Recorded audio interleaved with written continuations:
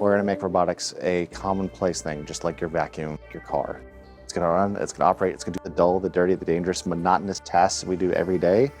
It'll do it better, faster, and more consistently than we will any day of the week.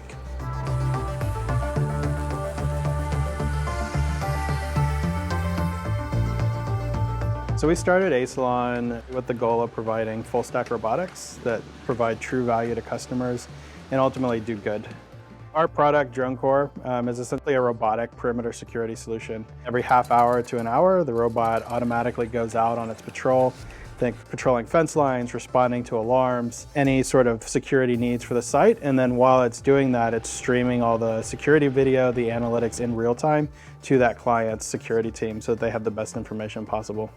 As a drone company, the FAA regulations are paramount for us. We have to be able to prove we have the policies and procedures in place to not only just build, but design, build, and then ultimately operate our aircraft in a safe manner within the national airspace. It was a natural migration to start to use CATIA to design our product, and we saw 3D experience and the ability for it to be that compliance standpoint, right? Getting to design, to manufacturing, to operations, and having a single platform where there's the proper controls and everything you need to ensure your product's compliant. You can make the safest design in the world, but if you can't prove it with the data, without the processes, it's worthless.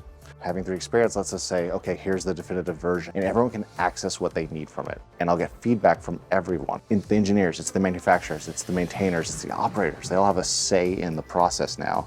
Earlier on, easier to digest. It's not a design review in a conference room, so it accelerates our innovation, our ability to get to a working end state faster. So we have to deliver to the FAA is something called an MDL, or Master Data List, which says, here is what you need to build a drone.